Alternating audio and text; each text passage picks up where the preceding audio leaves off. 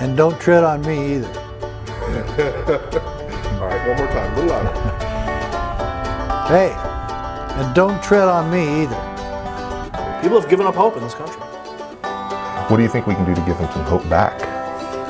It's time to start kicking ass and taking names. Don't tread on me. One more time. Don't tread on me. All right, scream it. Don't tread on me. Wake up, America. It's time to fight for liberty. Don't tread on me is the line. That is the line where we define who we are. We are giving you a warning. Federal government, we are giving you a warning, totalitarians, we are giving you a warning, statists, that we are getting to the point where we will be striking back with lethal force. And you do not want that. So you do not wish to tread on us. Does that vilify or legitimize the concern that the federal government has about militias? What? Kicking ass and taking names? If we start to shoot back. Oh, look.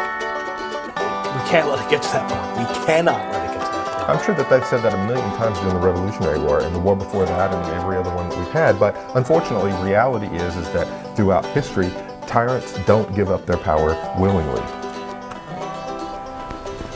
If the government we organize under the People's Constitution survives the next 20 years, it may go on forever. My friend, it will survive.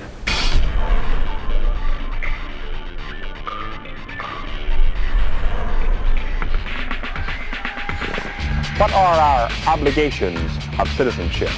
Number one, to understand the American way of life and what makes it tick. For instance, we should understand that our form of government is a republic, not a pure democracy. A pure democracy establishes majority rule with a minority overrun. Yes, it does. On the other hand, our republic is based on a constitution which protects minority rights. And it's important, too, that in our republic, authority is surrounded by an ingenious system of checks and balances that prevents autocratic or dictatorial rule. That is, if we maintain the Constitution as our basic law. You've just come from the Constitutional Convention. What have we got? A republic or a monarchy? A republic. If you can keep it so. You have been warned. All men are created equal. They are endowed by their Creator with certain inalienable rights. Among these are life, liberty, and the pursuit of happiness. When President George W. Bush was confronted over the fact that he was violating the Fourth Amendment with his warrantless wiretapping of the American people under the Patriot Act, he famously said that, well, the Constitution is just a GD piece of paper.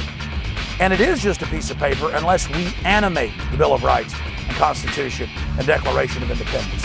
If we don't exercise these rights, like muscles, they atrophy, they rot, they fall away. It is we the people that empower the Bill of Rights and Constitution.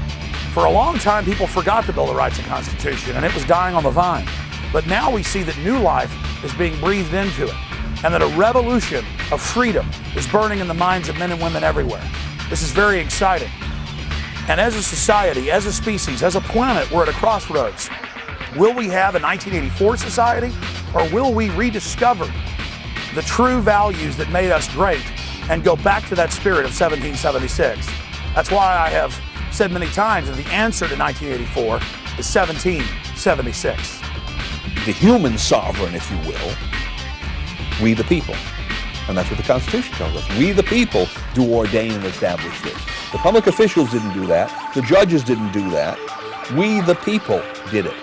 Well, that's a statement that we the people have the authority to do it. We are the ultimate lawgivers because the ultimate law, at least the ultimate human law in our system, is the Constitution, and we the people created it.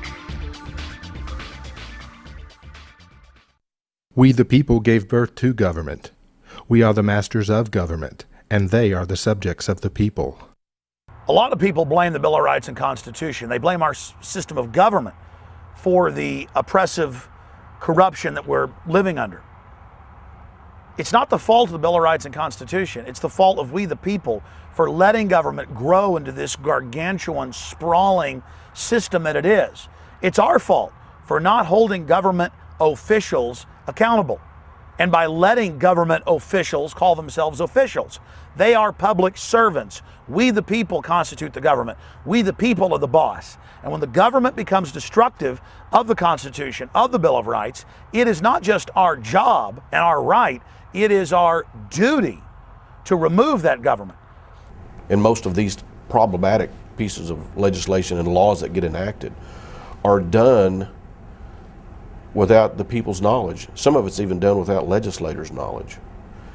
And so they don't go to the people and say, hey, what do you think about having to carry an ID card around and show that card before you can travel and do all kinds of things. The idea of constitutionality becomes kind of fuzzy when you talk at the state level because the states were intended to be autonomous. So therefore, whatever they put in their state constitution is whatever their state constitution is. For example, in Illinois, their Second Amendment, most Second Amendments just say the right to keep and bear arms shall not be infringed. The Illinois state Constitution says subject to police powers, these rights shall not be infringed. So in Illinois, anti-gun laws are constitutional. In Missouri, they're not.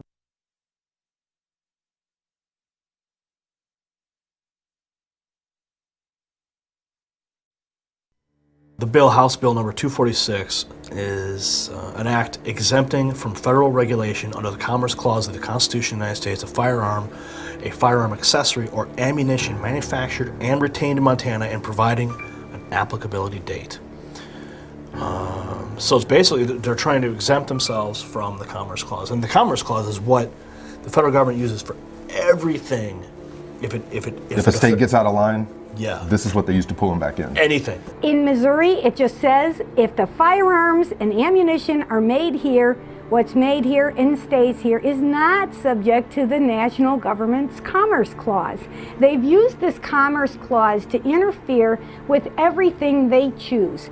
And it's time for us to say, no, if we make it here, it has to be stamped on the gun, made in Missouri. We're very proud of that, and that says, get your hands off. Tonight, states are stepping up to protect their residents' Second Amendment rights from what they see as the long arm of Washington. Under a new state law starting next month, any gun made in Montana, sold to a Montana resident, and remaining in that state will be exempt from federal control. Congress does have the power to regulate interstate commerce, but I think that was the specific intent. That is to say, the Congress has the power to regulate the way trade occurs between the states, and also to regulate the way trade occurs outside of states in commerce with other nations. But this Interstate Commerce Clause has been interpreted so broadly as to literally affect every aspect and phase of American life. That is the loophole that has been used to so dramatically broaden the application of federal power far beyond the intent of the framers of the Constitution. But when the federal government comes in and says, we want to be your daddy, we want to tell you how to live your life, that's where we draw the line and say, whoa, not in Montana. And the feeling among many there is that the thing to fear the most is not a person with a gun, but a government that would take that gun away. Well, the meaning of the Second Amendment is found in its actual words: a well-regulated militia being necessary to the security of a free state, the right of the people to keep and bear arms should not be infringed. Now, you notice that structure. If we ask what's the most important point in the Second Amendment, well, it's the object, and the object is the security of a free state. Right? And the first thing that the amendment tells us is that something called a well-regulated militia is necessary to that purpose. And the second thing it tells us is that something called the right of the people to keep and bear arms shall not be infringed. Why? Because it's connected in some way to a well-regulated militia, which is connected directly, as the amendment tells us, to the security of a free state. Well, the Second Amendment was written just to make sure we wouldn't have bad people come in and try and rob us of our rights. The bottom line is that's the only last hope there is if people are trying to do harm to our nation. Well, the whole reason we have the Second Amendment in there, a lot of people understand this, but a lot of people either never do or have forgotten, it's to protect ourselves against an out-of-control government, a tyrannical government, a government that's violating the rights of the citizens and violating the law. And we have that today. We have a federal government that violates the law. What we're doing on the state level is playing a game of rock, paper, scissors with the national government. And if you've ever played that, you know that one can crush the other. We're trying to say we have the right, under not only the 10th Amendment, but also the 9th Amendment, to shoo them away and define this is within the realm of the state, not national government. Now they're going to whip out this Commerce Clause in Article 6 of the Constitution and say we have a right to regulate anything we feel like because it now does cross state lines. And we're ready to push back. We're going to push back. And the whole, not only the whole country, but the whole world is going to get a colossal civics lesson.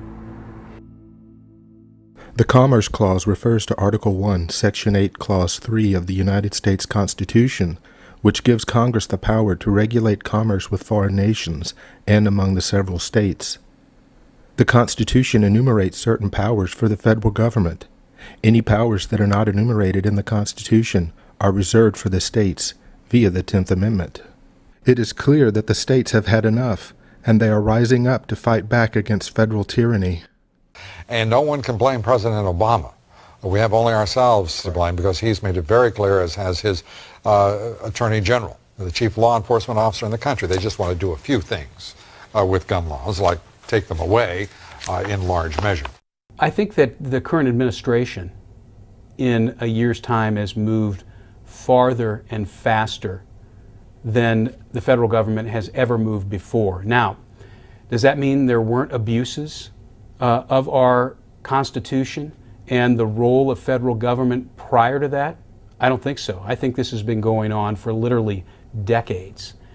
In my opinion, I think what has happened here is, you know, the American people tend to not really pay all that much attention to our government unless our government really overreaches its bounds. And so for years and years and years, the federal government has continued to step more and more into areas where they don't belong. They've reached their dirty little fingers into areas where they don't belong. But what they've done to the American people is they've done it, or they've served it to the American people a thimbleful at a time. They've given it to them a little bit more and a little bit more. And it looks like maybe when served a thimbleful at a time, the American people are a lot more likely to go ahead and receive it or swallow it, so to speak. What's happened now with the election of President Barack Hussein Obama and the dominant control that the Democrats have both in the U.S. Senate and the U.S. Congress, the House of Representatives, in my assessment, in my opinion, what they've done is they've decided to go ahead and just really, instead of trying to serve up their encroachments a thimbleful at a time, they're trying to serve it to the American people in 5-gallon buckets. Well, when the federal government oversteps its bounds in 5-gallon buckets, the American people wake up. And the American people have awakened. The Patriot Uprising, what some people might call the Tea Party movement, whatever you want to call it, I call it Patriot Uprising. When the Patriot Uprising occurred, it really occurred and gained steam because the American people got fed up. They got sick and tired of a federal government that constantly overreaches its bounds. The federal government tells each and every one of us how many gallons of water we can have in our toilet. Our founding fathers never intended for the federal or central government to have that much control over our lives. The federal government has encroached upon the very fabric of our senses. With health care bills and bailout bills, and with every kind of Patriot Act bill, our nation sinks lower into the pit of gloom and depression. The American people desperately want a way out, but the federal government has other plans.